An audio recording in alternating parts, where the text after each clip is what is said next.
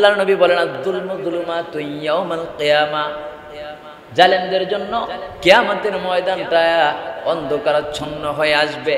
তারা দুচোখ অন্ধ অবস্থায় উঠবে, কিছুই তারা দেখবে না।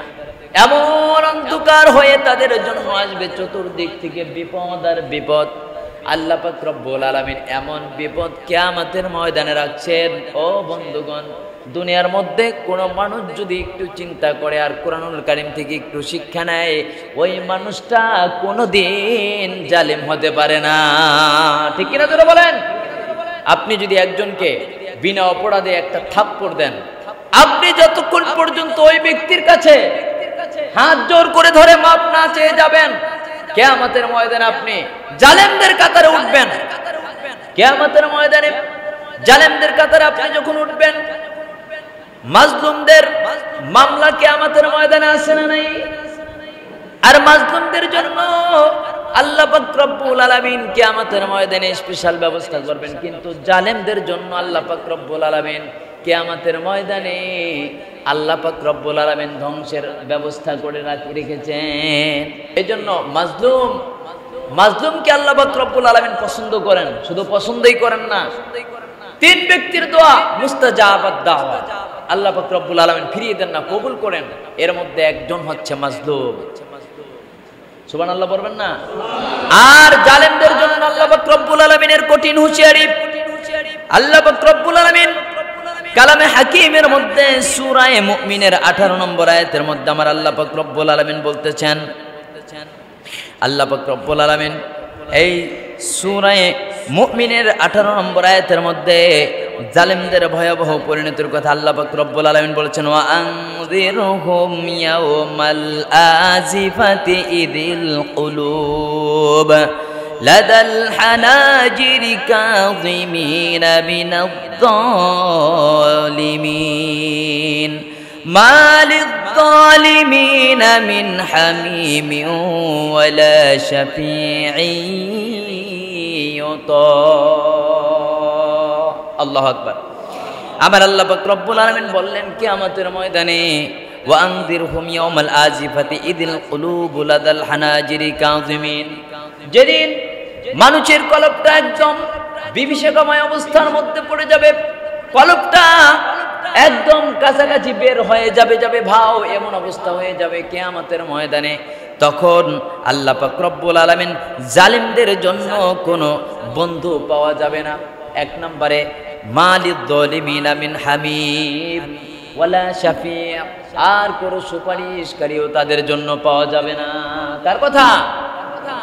এখন কিয়ামতের ময়দানে জালিমদের জন্য আল্লাহ পাক রব্বুল আলামিন কোনো বন্ধু নির্ধারণ করবেন না। অর্থাৎ এটা দ্বারা আল্লাহ পাক রব্বুল আলামিন, আপনি এই বন্ধু দ্বারা বোঝানো হয়েছে, একটা হচ্ছে বন্ধু অর্থাৎ আপনাকে উপকার করার জন্য যারা এগিয়ে আসে, আর একটা হচ্ছে আপনার অভিভাবক। দুইটা অর্থ হয় হামিম। কিয়ামতের ময়দানে আপনার কোনো বন্ধু অর্থাৎ জালিমদের কোনো বন্ধু পাওয়া যাবে না, আপনারটা পাওয়া যাবে ইনশাআল্লাহ তাআলা। কারণ আপনি যদি মুমিন হন, মুমিন হইলে কিয়ামতের ময়দানে মুমিনের জন্য আল্লাহ পাক রব্বুল আলামিন স্পেশাল একটা ছায়ার ব্যবস্থা করে রেখেছেন। 7 শ্রেণীর ব্যক্তির আচরণ যার মধ্যে থাকবে, 7 শ্রেণীর 7টা আচরণ যেই সমস্ত ব্যক্তির মধ্যে থাকবে, ওই সমস্ত ব্যক্তিদেরকে আল্লাহ পাক রব্বুল আলামিন ওই সমস্ত মুমিনদেরকে স্পেশাল ছায়ার নিচে রাখবেন।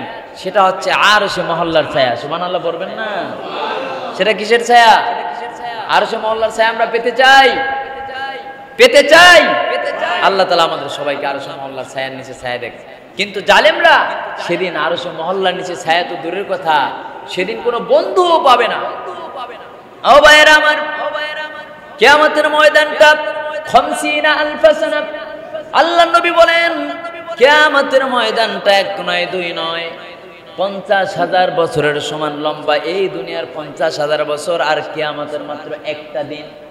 সুবহানাল্লাহ পড়বেন না?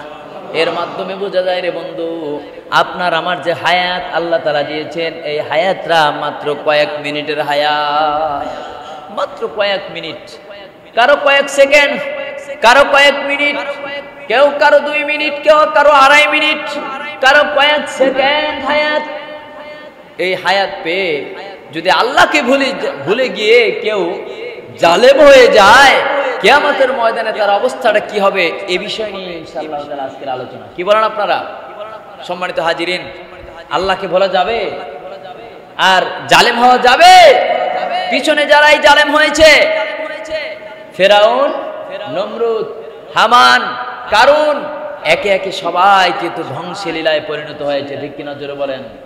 আমাদের চোখের সামনে যারা জালেম হয়েছে, জুলুম করেছে, মানুষের সাথে যারা অত্যাচার করেছে, আপনারা দেখেছেন। যারা ইমানদার হয় তারা স্বাভাবিকভাবে মাজলুমই হয়। মুসা আলাইহিস সালাতু ওয়াস সালাম ছিলেন মাজলুম, আর জালেম ছিলেন ফেরাউন, বাদশা ফেরাউন। এই ফেরাউন আল্লাহর মুসার যে দাওয়াত, এই দাওয়াতটা স্বীকার করতে পারে নাই। ফেরাউন মুসা আলাইহিস সালাতু ওয়াস সালামকে নবী হিসেবে স্বীকৃতি দিতে পারে নাই। এক আল্লাহকে ইলাহ বলে স্বীকার করতে পারে নাই, যার কারণে সে রয়েই গেছে ফেরাউন, আল্লাহর ধ্বংসলীলায় সে পরিণত হয়েছে, এই জালেম বাদশা। দ্বিতীয় নম্বরে আবার আপনার আমার জাতির পিতা হযরত ইব্রাহিম আলাইহিস সালামের দাওয়াত মানতে পারেনি নমরুদ। জানা আছে না? এমন জালেম, কেমন জালেম, 40 দিন পর্যন্ত আগুনকে উত্তপ্ত করে এরপর সে আগুনের মধ্যে ফেলানো হয়েছে। ফেলানোর কারণটি হচ্ছে, তাকে যদি ভস্মীভূত করে দেওয়া যায় তাহলে আমি বাদশাহীটা টিকিয়ে রাখতে পারবো। জালেমরা 4টি কারণে মানুষের প্রতি জুলুম করে থাকে। ভাই, কয়টি কারণে? জোরে বলেন। এর মধ্যে প্রথম নাম্বার কারণ হচ্ছে, জালেমরা টাকার গরম দেখায়। কিসের গরম? অর্থের গরম দেখায়। এই টাকা, সেই টাকা, কোটি কোটি টাকা আছে। আমি আপনার কাছে জানতে চাই, আপনার যদি 50,000 কোটি টাকাও থাকে, আর যদি আপনার শরীরের বলা হয় যে আপনার হার্টটা নষ্ট হয়ে গিয়েছে, আপনার ডায়াবেটিসটা 40-এ উঠে গিয়েছে, আপনার কিডনি দুটোই বিকলাঙ্গ হয়ে গিয়েছে, আপনার প্যারালাইজড হয়েছে, অথবা আপনার ক্যান্সার হয়েছে, 3rd স্টেজে চলে গিয়েছে, এই কথা যদি আপনাকে বলা হয়, বলেন তো সেই টাকার দিকে আপনার আর নজর থাকবে? কিন্তু জালেমরা মনে করে তার এই টাকা তাকে বাঁচিয়ে দেবে। আসলে টাকা তো বাঁচাইতে পারে না ভাই। টাকা দেওয়ার মালিক কে? জোরে বলেন। বাঁচানোর মালিক কে? হায়াতের মালিক কে? মওতের মালিক কে? সুতরাং জালেম যারাই হয়েছে, পদে পদে তারা শেষ হয়েছে, নিঃশেষ হয়েছে, ধ্বংসের লীলায় পরিণত হয়েছে। 7 জাতিরা জুলুম করেছে, ধ্বংস হয়ে গিয়েছে। সামুদ জাতিরা জুলুম করেছে, ধ্বংস হয়ে গিয়েছে। আজকে এখনো অবধি আপনারা দেখবেন যারাই জুলুম করছে, মাজলুম যারা ছিল, তাদের দোয়া আল্লাহ কবুল করে নিয়েছেন। যুগে যুগে তাদেরকে ধ্বংসের লীলায় আল্লাহ পরিণত করে দিয়েছেন। ঠিক কিনা জোরে বলেন? আবার আল্লাহ পাক রব্বুল আলামিন কিয়ামতের ময়দানে যখন 3য় নম্বর ফুঁক দিবেন, ইসরাফিল আলাইহিস সালাতু ওয়াস সালাম 3য় ফুঁক দেওয়ার কারণে মানুষগুলো সবাই পিঁপড়ার জাঙ্গালের মতো উঠতে থাকবে। অর্থাৎ সেখানে আপনি উঠবেন, প্রাইম মিনিস্টার সেখানে উঠবে না।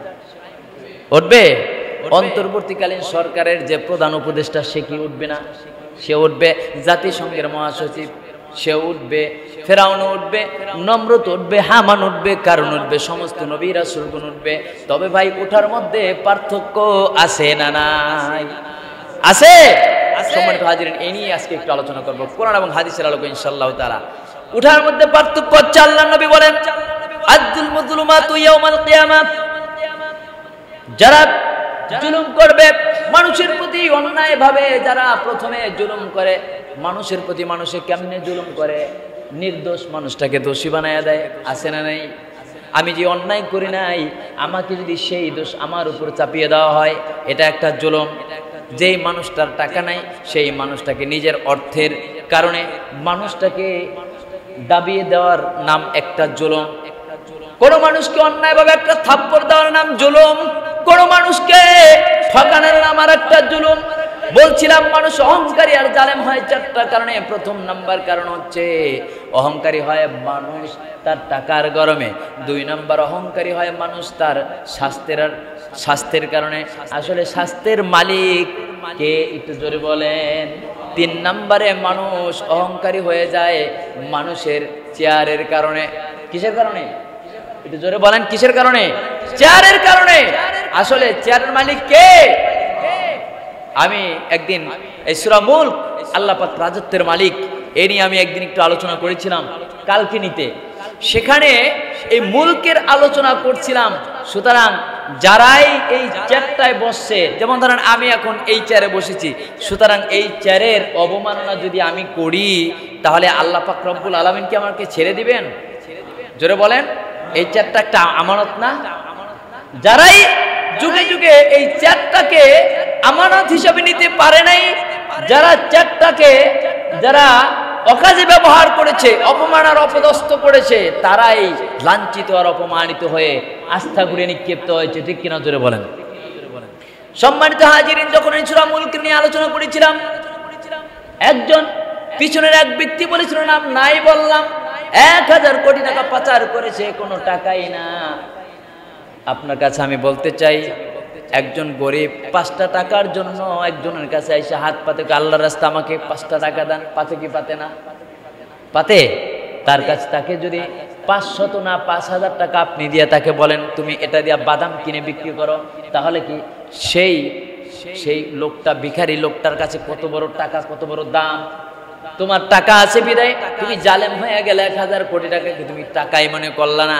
মনে রেখো, মনে রেখো, সেই দিন এই বয়ান করছিলাম, একদিন তোমার এই জালেমের খেসারত আল্লাহর দরবারে দিতে হবে, দুনিয়াতেও দিতে হবে, আখিরাতেও দিতে হবেই হবে। ঠিক কিনা জোরে বলেন? আমার আল্লাহ পাক রব্বুল আলামিন সেটাই বললেন, وأنذرهم يوم الآزفة إذ القلوب لدى الحناجر كاظمين ما للظالمين من حميم ولا شفيع يطاع। কিয়ামতের ময়দানে এই বিভীষিকাময় অবস্থায় তাদের কোনো বন্ধু পাওয়া যাবে না, তাদের কোনো উপকারী বন্ধু কেউ থাকবে না, তাদেরকে উপকার করার জন্য কেউ দৌড়াই আসবে না। এমনকি আপনার বন্ধু তো দূরের কথা, আপনার সন্তান যদি আপনাকে দেখে সেখান থেকেও আপনার থেকে পলায়ন করবে। ভাই দেখলে আপনার ভাইও আপনার থেকে দৌড় মারবে। আমার কথা না আল্লাহর কথা? জোরে বলেন। আবার আল্লাহ পাক রব্বুল আলামিন কালামে হাকিমের মধ্যে বলতেছেন, يوم يفر المرء من أخيه وأمه وأبيه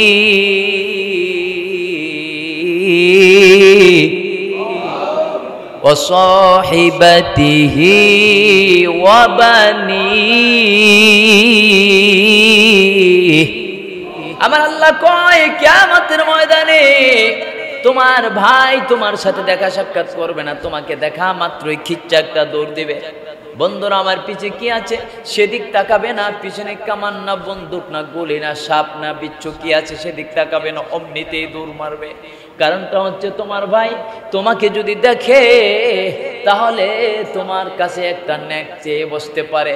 কিয়ামতের ময়দানটা এমন কঠিন ময়দান হয়ে যাবে, যেই ময়দানে কোনো টাকার কোনো ছড়াছড়ি থাকবে না। ঘুষ চলবে? জোরে বলেন। যারা সুদের মধ্যে ডুবে আছেন, সুদ পাওয়া যাবে সেখানে, ধার উদ্ধারও পাওয়া যাবে না, সুদ পাওয়া যাবে না, ঘুষ থাকবে না, টাকার ছড়াছড়ি থাকবে না।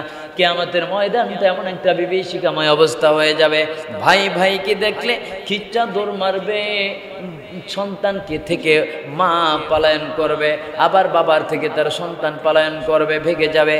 ভাই আমার স্ত্রী থেকে স্বামী পলায়ন করবে, এইভাবে করে একজনকে দেখলে আর একজনে পলায়ন করবে। একটাই মাত্র কারণ, আমার সন্তান আমাকে যদি আজকে দুনিয়ার এই কিয়ামতের ময়দানে দেখে, দেখা মাত্রই আমাকে বলতে পারে মা তুমি আমার মা না।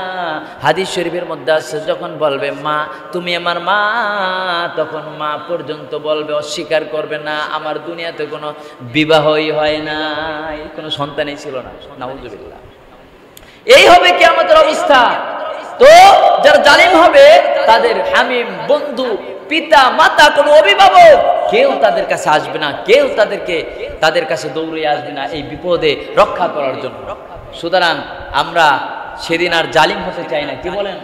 এই জন্য দুনিয়া থেকে যদি কেউ কোনো অন্যায় করে থাকেন, কেউ মানুষকে বিনা দোষে অপরাধের আসনে বসিয়ে থাকেন, দোষী সাব্যস্ত করে থাকেন, আপনাদেরকে আমি বিনয়ের সাথে বলি, তার সাথে একা হলেও রাত্রি গিয়ে আপনি যে তার কাছে মাপ চেয়ে এরপরে তার সাথে আপনি সংশোধন হয়ে যান। ওই বান্দা যদি মাপ না করে, কাল কিয়ামতের ময়দানে আপনি জালিম হবেন, আর সে মাজলুম হবে, আর জালিমের অবস্থাটা কিয়ামতের ময়দানে খুব ভয়াবহ হবে। আল্লাহ পাক রব্বুল আলামিন এরপর বলেন, ওয়ালা শাফিঈ ইউতাব, কিয়ামতের ময়দানে তার জন্য কোনো সুপারিশকারী হবে না।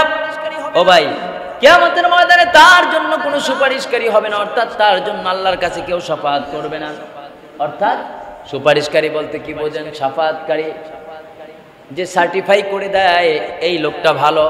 আমরা যদি দুনিয়ার মধ্যে সনদ সার্টিফাই করতে যাই, এই যে ধরেন আমার মসজিদে এসিলেন্ট এসেছেন, ওনার কাছে একটা আমার সনদের, আপনাদের সনদের একটা কপি নিয়ে যাওয়া হয়, উনি সার্টিফাই করে দেয়, না এটা সনদটা 1 নম্বর ঠিক আছে। কিয়ামতের ময়দানে আল্লাহ পাক রব্বুল আলামিন যাদেরকে নির্দেশ দিবেন, যাদেরকে সুপারিশ করার জন্য অনুমতি দিবেন, তারা ছাড়া কেউ সুপারিশ করতে পারবে না। তবে জালেমদের জন্য কোনো শাফাআতকারীও হবে না, অর্থাৎ আল্লাহর নবীও জালেমদের জন্য সুপারিশ করবে না। এই জন্য জালেম কি হওয়া যাবে? যারা জালেম হয়েছেন তারা সতর্ক হয়ে যান। জুলুম করেছেন, অনেক ভাইরা আছেন, ভাইরা আপনারা জুলুম করেছেন, আপনি কার সাথে জুলুম করেছেন আপনি ভালো জানেন, আমি জানি না, আপনি ভালো জানেন, আর আল্লাহ জানে। কিয়ামতের ময়দানে আপনি যদি জালেমদের কাতারে দাঁড়িয়ে যান, আপনার জন্য শাফাআতকারী কেউ থাকবে না, অর্থাৎ আল্লাহ নবী আপনাকে শাফাআত করবে না। আপনাকে যদি আল্লাহ নবী শাফাআত না করে, তাহলে কি হবে? সেদিন আপনার জন্য জান্নাত থাকবে না। আল্লাহ নবী যদি সার্টিফাই না করে, সেদিন আপনার জন্য জান্নাত পাবেন না, জান্নাতে আপনি হতে পারবেন না, জাহান্নামী হয়ে যাবেন। যে ব্যক্তি জান্নাতে যেতে পারবে না, ওই ব্যক্তির জন্য জাহান্নাম ছাড়া কিন্তু আর কোনো পথ নাই। এরপর আল্লাহ পাক রব্বুল আলামিন সূরা হজ এর 71 নম্বর আয়াতের শেষের দিকে আমরা আল্লাহ পাক রব্বুল আলামিন বলছেন, ওমা লিয-যালিমিনা মিন নাসীর। আল্লাহু আকবার। কিয়ামতের ময়দানে এই জালিমদের জন্য কোনো সাহায্যকারীও পাওয়া যাবে না। 1 নম্বরে জালেমদের জন্য কোনো অভিভাবক অথবা বন্ধু পাওয়া যাবে না। 2 নম্বরে জালেমদের জন্য কোনো শাফাআতকারী কেউ থাকবে না। 3 নম্বরে জালেমদের জন্য কেউ সাহায্যকারীও হবে না। আর আল্লাহ নবী তো বলেছেন, কিয়ামতের ময়দানেরা, এই কিয়ামতের ময়দানে এই জালেমরা উঠবে অন্ধকারাচ্ছন্ন অবস্থায়, অন্ধকার অবস্থায়, তাদের 2 চোখ থাকবে অন্ধ, ছানি পড়া। আল্লাহ মাফ করুক, কিয়ামতের ময়দানে কি অবস্থা হবে? ও ভাইয়েরা আমার, কিয়ামতের ময়দানে যখন মানুষগুলো উঠবে, দৌড়ে হয়রান হয়ে যাবে। এই দুনিয়ার 1 দিন 2 দিন নয়, দুনিয়ার 50,000 বছরের সমান কিয়ামতের ময়দানটা। একদিন সমান দুনিয়ার 50,000 বছর। 50 আলফা সানা, 50,000 বছরের সমান এই কিয়ামতের একটা দিন দুনিয়ার 50,000 বছরের সমান। তার মানে হচ্ছে কিয়ামতের ময়দানে মানুষগুলাই 50,000 বছর দাঁড়াইবে আর দৌড়াইবে, দৌড়াইতে দৌড়াইতে হয়রান হয়ে যাবে। হাদিস শরীফের মধ্যে আছে, সমস্ত মানুষ একবার অমুকের কাছে যাবে, আল্লাহর কাছে একটু শাফাআত করে দেন, আর একবার অমুকের কাছে যাবে, আবার কারো কাছে যাবে, কেউ শাফাআত করতে থাকবে না, সবাই বলবে ইয়া নাফসি ইয়া নাফসি। সেদিন মাওলানা তোফাজ্জল আজাদী সেও বলবে ইয়া নাফসি, আপনিও বলবেন ইয়া নাফসি, টিওনো ইওনো এসিলেন ডিসিএসপি মিনিস্টার মন্ত্রী সবাই বলবে ইয়া নাফসি ইয়া নাফসি। কিন্তু একজন লোক বলবে রব্বি হাবলি উম্মতি, রব্বি হাবলি উম্মতি। তিনি হচ্ছেন আপনার আমার প্রিয় নবী জনাবে মুহাম্মদুর রাসূলুল্লাহ সাল্লাল্লাহু। ও ভাইরা আমার, সবাই যাবে, মনে করবে আবাল বাশার আদি পিতা হযরত আদম আলাইহিস সালাম আমাদের জন্য একটু শাফাআত করবেন, সুপারিশ করবেন। আছে না গ্রামের মধ্যে অনেক মাতুব্বার, যে এই মাতুব্বার ভালো বিচার করতে পারে, চলেন এই মাতুব্বারের কাছে আমরা যাই, এই হাকিমের কাছে যাই। আবার আপনাদের এলাকায় আছে না, থানায় যারা মামলা করেন, অমক উকিল ধরলে সেই অমক উকিলে ভালো জাজের সাথে সামনে ভালো কথা স্থাপন করতে পারেন, উপস্থাপন করতে পারেন, কথা বলতে পারেন, অমক উকিলকে ধরো, তাড়াতাড়ি এই মামলাটাই জেতা যাবে। আছে না নাই? কিয়ামতের ময়দানে মানুষগুলো দৌড়ে যাবে আমাদের আদি পিতা হযরত আদম আলাইহিস সালামের কাছে। আদি পিতা আদম আলাইহিস সালামের কাছে যখন যাবে, তখন গিয়ে দেখবে আদম আলাইহিস সালামের কাছে যায় বলবে ইয়া আবাল বাশার, হে আদম আলাইহিস সালাম, আমাদের আদি পিতা, আমাদের প্রথম মানুষের মহামানব, বাবার প্রথম পিতা, আমাদের নবী, আপনি আমাদের জন্য আল্লাহর কাছে একটু সুপারিশ করে দেন। এই কথা বলার সঙ্গে সঙ্গে বলবে ইয়া নাফসি ইয়া নাফসি। আমি জানি না আজকে কিয়ামতের ময়দানে আল্লাহ পাক রব্বুল আলামিন আদমের সাথে আল্লাহ কি ব্যবহার করেন। নবী হইয়া সে বলতেছে আমি আদমের সাথে আল্লাহ কি ব্যবহার করেন আমার জানা নাই।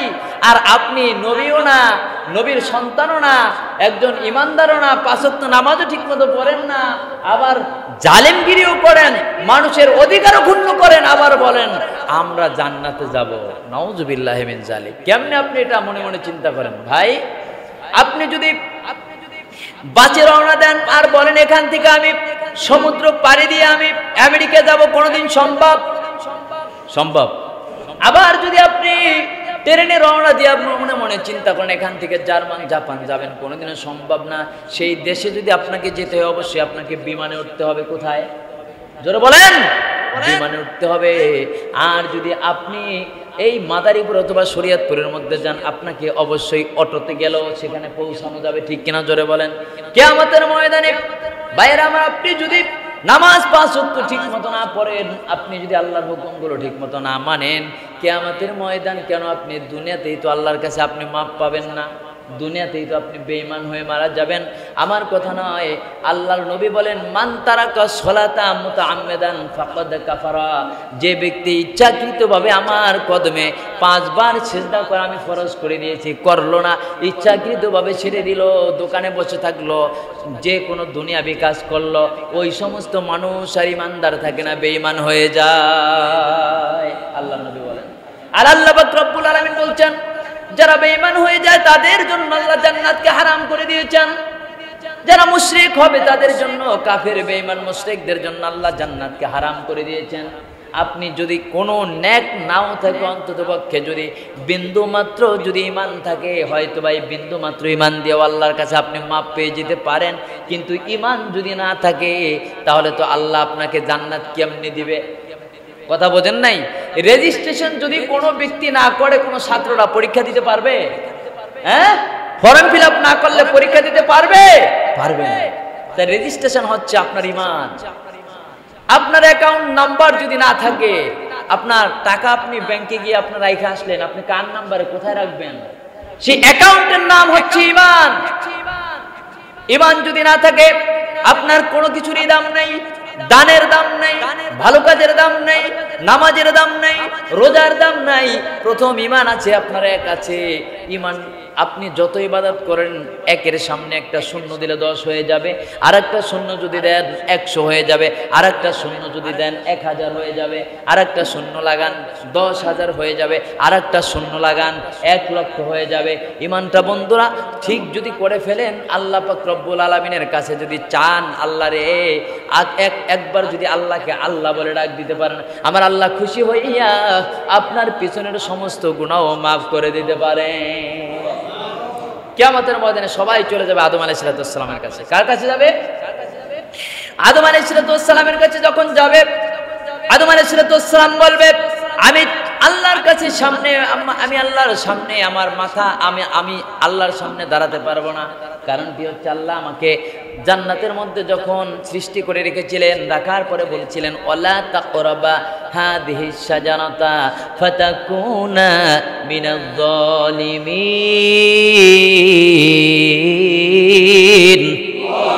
আল্লাহ বলছিলেন হে আদম, তোমাকে আমি সৃষ্টি করলাম, ওই যে একটা গাছ দেখো, খবরদার ওয়ালা তাকরাবা হাদিহিস শাজারাতা ফাতাকুনা মিনাজ জালিমিন।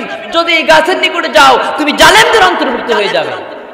সেদিন আমি আমার অন্তরের উপর জুলুম করেছিলাম, আমি জুলুম করেছিলাম, আমি আল্লাহর কথা অমান্য করেছিলাম। আমি জানি না, অমান্য করার পর আমি ভুল বুঝতে পেরে আমি আল্লাহর কাছে ক্ষমা চেয়েছি, ক্ষমা করেছে ঠিক, কিন্তু আমি তো একটা ভুল করেছিলাম। জানি না আজকে আল্লাহ আমার সাথে কি ব্যবহার করে আমার জানা নাই। তোমরা চলে যাও হযরত ইব্রাহিম আলাইহিস সালামের কাছে, তোমাদের জাতির পিতা। সুবহানাল্লাহ কোন? আমরা যখন আমাদের জাতির পিতা হযরত ইব্রাহিম আলাইহিস সালামকে সালাম দিয়ে বলবো, হে আমাদের জাতির পিতা, আমাদের জন্য আল্লাহর কাছে একটু সুপারিশ করে দেন। আল্লাহর কাছে যখন সুপারিশ করার জন্য বলা হবে, আপনার আমার জাতির পিতা বলবেন আমি পারবো না। কারণটি হচ্ছে আমাকে যখন আমার কওমের লোকেরা বলেছিল হে ইব্রাহিম চলো না চলো না মেলার মধ্যে যাই। তখন আমি বলেছিলাম ইন্নী সাকিম, আমি অসুস্থ। আসলে আমি সুস্থ ছিলাম শারীরিকভাবে, কিন্তু মানসিকভাবে অসুস্থ ছিলাম। আল্লাহ যদি ধরে বসে তুমি তো শারীরিকভাবে সুস্থ ছিলে, কেন তুমি বললা অসুস্থ ছিলে? সুতরাং তোমরা চলে যাও, নূহ আলাইহিস সালাতু ওয়াস সালামের কাছে চলে যাও। এবার সমস্ত মানুষ লক্ষ লক্ষ নয় কোটি কোটি কোটি কোটি কোটি মানুষ আবার চলে ধাপে ধাপে দৌড়িয়ে যাবে। নূহ আলাইহিস সালাতু ওয়াস সালামের কাছে গিয়ে বলবে, হে নূহ, আমাদের জন্য আল্লাহর কাছে একটু সুপারিশ করে দেন। নূহ আলাইহিস সালাতু ওয়াস সালাম বলবেন, আমি পারবো না, কেননা আমি যখন আল্লাহ পাক রব্বুল আলামিন প্লাবন দিয়েছিলেন তখন একটা নৌকা আমাকে আল্লাহ তৈরি করার জন্য বলেছিলেন। সেই ব্যক্তি হিসেবে আল্লাহ পাক রব্বুল আলামিন আমাদেরকে সেফে রাখার জন্য আল্লাহ নৌকা তৈরির আদেশ করলেন। নৌকা তৈরি করলাম, নৌকায় উঠলাম, কিন্তু আমি আমার সন্তানকে ডাক দিয়েছিলাম, যেই সন্তানটা ইসলাম মানে না, আল্লাহ বললেন সেই সন্তানকে তুমি কেন ডাক দিলা? আজকে আপনার সন্তান নামাজ পড়ে না, আপনার সন্তান সুদ খায়, মদ খায়, গাঁজা খায়, জেনা করে, আপনি জানেন, এরপরও মনে মনে চিন্তা করতেছেন আমি তো জান্নাতে যাবই, আমার সন্তানকে নিয়ে আমি জান্নাতে যাব। আর নূহ আলাইহিস সালাম আল্লাহর নবী হয়ে সে চিন্তা করতেছে আমার সন্তান ইসলাম মানতো না, আমার সন্তানটাকে শুধু আমি ডাক দিয়েছি ইয়া বুনাইয়া কাম মা'ানা, হে বুনাইয়া, হে আমার সন্তান নৌকায় আসো, এই কথা ডাকার কারণে আজকে আমি আল্লাহর সামনে দাঁড়াতে পারবো। আল্লাহর নবী বলেন, নূহ আলাইহিস সালাম বলবেন তোমরা চলে যাও মুসার কাছে। মুসা আলাইহিস সালাম আবার নিজের একটা দোষ খুঁজে পাবেন। কি দোষ?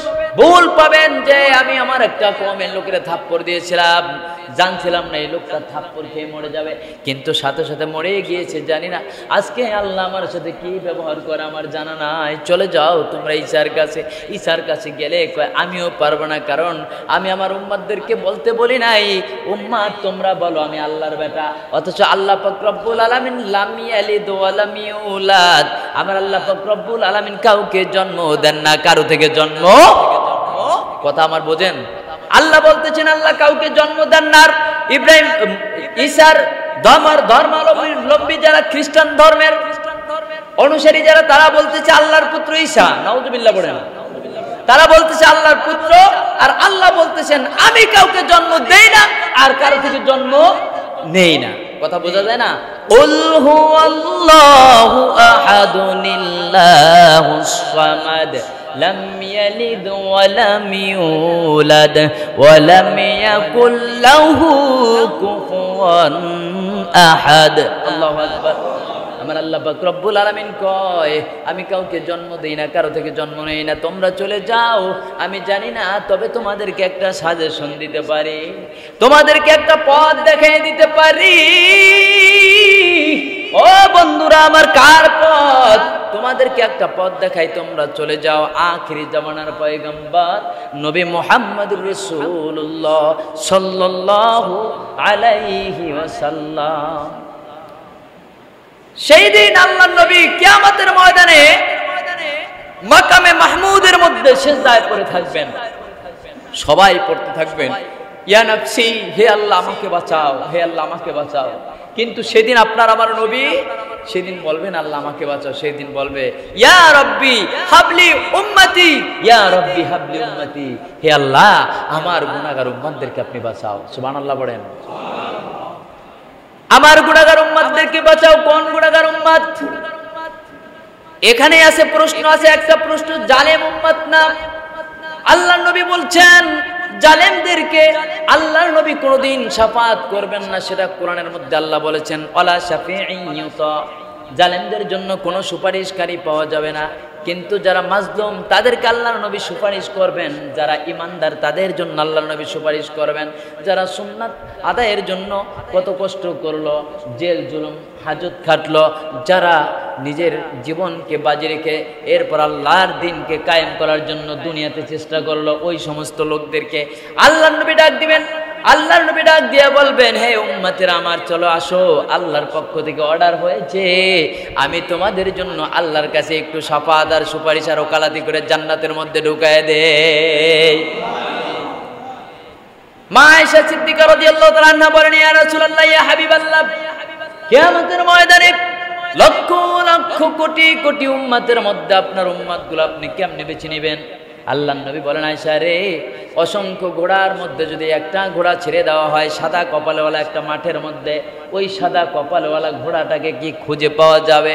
আয়েশা রাদিয়াল্লাহু তাআলা আনহা বললেন, ইয়া রাসূলুল্লাহ, সহজেই পাওয়া যাবে। কয় সহজ যদি পাওয়া যায়, কিয়ামতের ময়দানে যারা আমার সুন্নাতকে অনুসরণ করবে, যারা আমার সুন্নাতের জন্য, আমি নবীর ইজ্জত রক্ষার জন্য যারা জীবন বাজি রাখবে, জীবনে কষ্ট করবে, যেই সমস্ত আমার উম্মতেরা আমি নবীর জন্য সুন্নাতের অনুসরণ করতে গিয়ে মার খাবে, আল্লাহর দ্বীন প্রতিষ্ঠা করার জন্য করতে গিয়ে অনেক কষ্টের সম্মুখীন হবে, ওই সমস্ত লোকদের কপালের মধ্যে আমি একটা নূরের তারকা আল্লাহ পাক রব্বুল আলামিন দিয়ে দিবেন, যার নাম হুররাম মুআজ্জালিন। এই দেখে দেখে, তারকা দেখে দেখে আমি তাদেরকে শাফাত করে জান্নাতের মধ্যে ঢুকায় দেব। তাহলে বোঝা গেল আল্লাহর নবীর উম্মত যারা, তারা যদি গুনাহগার হন, তাদেরকে আল্লাহর নবী শাফাতের জন্য আল্লাহর কাছে কাঁদবেন, শাফাত করবেন, জান্নাতে পৌঁছে দিবেন, কিন্তু জালেমদের জন্য না। আল্লাহ তাআলা আমাদের সবাইকে জালেমদের কাতার